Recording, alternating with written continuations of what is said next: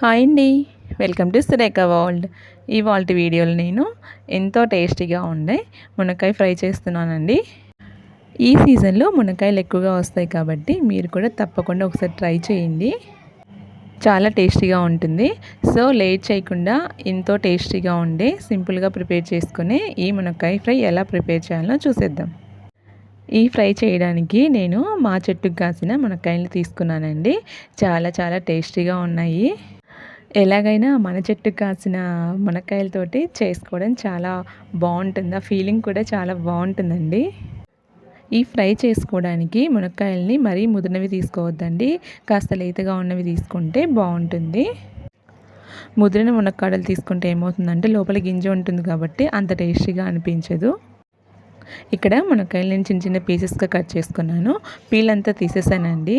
అంటే మనము కుక్కర్లో ఉడకబెట్టుకునేలాగైతే ఒక విజిల్ వస్తే సరిపోతుంది.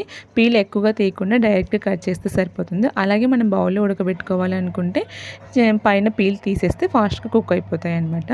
సో ఇలా బౌల్లో తీసుకొని దానికి జస్ట్ మునిగే వరకు వాటర్ పోసి 1 స్పూన్ సాల్ట్ కూడా యాడ్ చేసి ఒక 80% దాకా కుక్ చేసుకోవాలండి. కంప్లీట్గా కుక్ చేయకండి, మరి మెత్తగా స్మాష్ అయిపోయినట్లు అయిపోతాయి. సో దానికోసం అనేసి ఒక 80% ఉడికించుకుంటే సరిపోతుంది.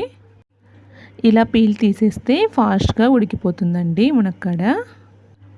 సో ఇక్కడ వీడియోలో చూపిస్తున్నట్లు ఇలా ఉడికించుకోవాలన్నమాట. ఇక్కడ మునక్కాయ ఉడికిన రోజు తెలుసుకోవాలంటే స్పూన్తో ఒకటి తీసుకొని ఇలా ప్రెస్ చేస్తే మనకు తెలిసిపోతుందండి అది ఉడికిందా లేదా అనేసి. ఇలా చెక్ చేసి అది ఉడికింది అనుకుంటే స్టవ్ ఆఫ్ చేసేయాలండి. స్టవ్ ఆఫ్ చేసి ఈ వాటర్ని అంతా స్ట్రెయిన్ చేసేయాలి.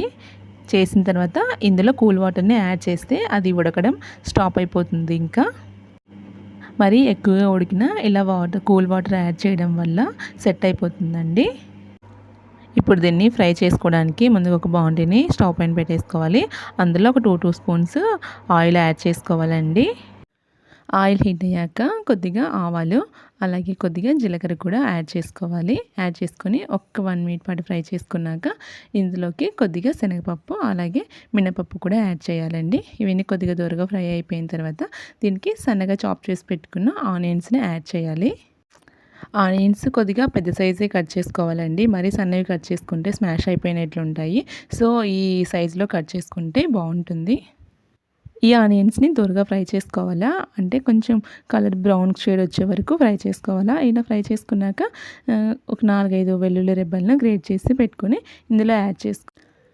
ఈ ములక్కాడ ఫ్రైకి ఆనియన్స్ ఎంత ఎక్కువ తీసుకుంటే అంత టేస్టీగా ఉంటుందండి. మంటను మీడియం ఫ్లేమ్లో పెట్టేసి మధ్యలో కలుపుతూ ఫ్రై చేస్తే మంచి గోల్డెన్ షేడ్ వస్తుందండి. అలా ఆ షేడ్ వచ్చినప్పుడే ఫ్రై చాలా టేస్టీగా ఉంటుంది. అలాగే దీనికి 2 రెమ్మల కరివేపాకును కూడా యాడ్ చేశాను. ఇది లేతది అయితే బాగుంటుందండి. ఏ కర్రీస్లో అయినా లేత కరివేపాకుని యాడ్ చేస్తే అది తీసే ఛాన్స్ ఉండదండి. అలానే తినేస్తారు కరివేపాకు తినే వాళ్ళు. ఇందులో నేను కొద్దిగా పసుపు యాడ్ చేశానండి. పసుపు యాడ్ చేసి అంతటిని కలుపుకోవాలి. సో ఇలా అంతటిని కలుపుకుంటూ మంచి కలర్ వచ్చే వరకు ఫ్రై చేసుకోవాలి. ఇలా అంతా ఫ్రై అవుతున్నప్పుడు దీనికి రుచికి సరిపడా సాల్ట్ని యాడ్ చేయాలి. సాల్ట్ యాడ్ చేశాక అంతటిని ఒకసారి కలుపుకోవాలండి. ఈ ములక్కాడ ఫ్రై అయితే బిగినర్స్ కూడా చాలా టేస్టీగా చేయొచ్చండి. అంత ఈజీగా ఉంటుంది. సో చూడండి ఇక్కడంతా ఇదంతా ఫ్రై అయిపోయింది. ఇప్పుడు దీనికి రుచికి సరిపడా కారం కూడా యాడ్ చేయాలండి. ఈ ఫ్రై స్పైసీగా కావాలనుకున్న వాళ్ళు కొద్దిగా ఎక్కువగా కారాన్ని యాడ్ చేసుకుంటే సరిపోతుంది. అలాగే దీనికి 2 స్పూన్స్ కోకోనట్ పౌడర్ని కూడా యాడ్ చేశానండి. ఇది యాడ్ చేయడం వల్ల టేస్ట్ చాలా బాగుంటుంది. ఇక్కడ నేను పచ్చి కొబ్బరిని యాడ్ చేయలేదండి, డ్రై కోకోనట్ పౌడర్ని యాడ్ చేశాను. పచ్చి కొబ్బరి వాడితే టేస్ట్ చేంజ్ అయిపోతుందండి. దీనికి డ్రై కోకోనట్టే వాడాలి. ఇవన్నీ వేసాక ఒక 1 మినిట్ పాటు లో ఫ్లేమ్లో ఫ్రై చేసుకోవాలండి. ఫ్రై చేసుకుంటే ఈ మసాలా అంతా ఆనియన్స్కి మంచిగా పడుతుంది, టేస్ట్ బాగుంటుంది. ఇప్పుడు దీనికి ఉడికించుకున్న మునక్కాయను కూడా యాడ్ చేసుకోవాలి. అలాగే దీనికి 1 స్పూను పుట్నాల పౌడర్ని యాడ్ చేయాలండి. ఈ పుట్నాల పొడి ఒక్కటి యాడ్ చేయడం వల్ల టేస్ట్ ఈ ఫ్రై చాలా బాగుంటుందండి. మీరు తప్పకుండా ట్రై చేయండి. ఈ పుట్నాల పొడి వేసి ఈ పౌడర్ వేసాక అంతటిని కలుపుకోవాలండి. కలుపుకున్న తర్వాత ఇలా వచ్చేస్తుంది. చూడండి ఎంతో కలర్ఫుల్గా టేస్టీగా కూడా ఉందండి. ఈ ఫ్రై అయితే చాలా బాగుంటుందండి. ఇది పప్పు సాంబార్ ఇలా వేటికైనా సైడ్ డిష్గా చాలా బాగుంటుంది. ఇప్పుడు దీన్ని సర్వింగ్ ప్లేట్లో తీసుకుని కొత్తిమీరతో గార్నిష్ చేస్తే సరిపోతుందండి.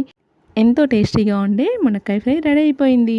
మీరు తప్పకుండా ట్రై చేయండి. ట్రై చేశాక ఎలా వచ్చిందో కామెంట్ సెక్షన్లో నాతో షేర్ చేయండి.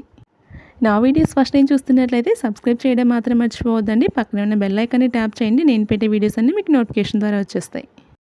ఇంతేనండి, చాలా సింపుల్గా ఉంది కదా. మీకు నచ్చిందా? అయితే ఒక లైక్ ఇవ్వండి.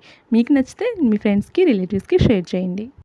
ఇలాంటి మరెన్నో simple and tasty quick recipes కోసం నా ఛానల్ని ఫాలో అవ్వండి. నెక్స్ట్ వీడియోతో మళ్ళీ కలుద్దాం. Until then bye bye. Thank you.